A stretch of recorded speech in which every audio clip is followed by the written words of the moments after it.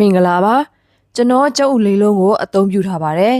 အခုကြော်မဲ့ပုံစံကကြောက်ဥကလက်ဆက်ရင်ပို့ပြီးတော့စားကောင်းပါတယ်ကြောက်ဥအနှစ်နဲ့အကာကိုတသက်စီကျွန်တော်ဖယ်ထားလိုက်ပါတယ်ကြော်တဲ့အခါမှာရိုးရိုးဒေအိုးနဲ့ဆိုရင်တော့ကျွန်တော်ထည့်တာထက်ပိုပြီးထည့်ပေးရပါမယ်အရင်ဆုံးကြောက်ဥအကာကိုထည့်ပါအနည်းငယ်ကျွတ်လာပြီဆိုရင်တော့အပေါ်ကနေပြီးကျွန်တော်ကြောက်ဥ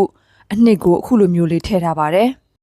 အောက်ရဲ့ကျုပ်အကာကကျွတ်လေပိုစားကောင်းလေဖြစ်ပါတယ်ဒါကတော့ကျွန်တော်ထိုင်းအသားလုံးကိုပြုတ်ပြီးတော့အနှဲငယ်ထည့်ထားပါမထည့်ခြင်းလည်းရပါတယ်ကျွတ်သွန်ပြူနှုတ်စင်းတာကိုအနှဲငယ်အသုံးပြုထားပါတယ်ငရုတ်သီးစိမ်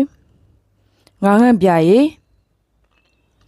ချိုမုတ်အနှဲငယ်သုံးထားပါတယ်ချိုမုတ်မသုံးခြင်းရင်တကြားသုံးလို့ရပါတယ်တမယာသီးကိုတော့ကျွန်တော်တို့ပို့ထည့်ပေးရပါမယ်ဒီအချင်းဆက်တဲ့နေရာမှာအချင်းကပို့ပြီးတော့စူးနေမှရမှာပါ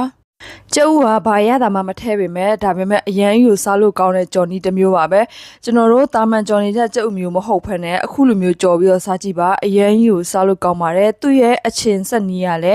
ဒီကျုပ်ကြော်နဲ့မှတွဲဖက်ပြီးတော့စားလို့အရန်ကောင်းတဲ့ဆက်နီးလေးဖြစ်ပါတယ်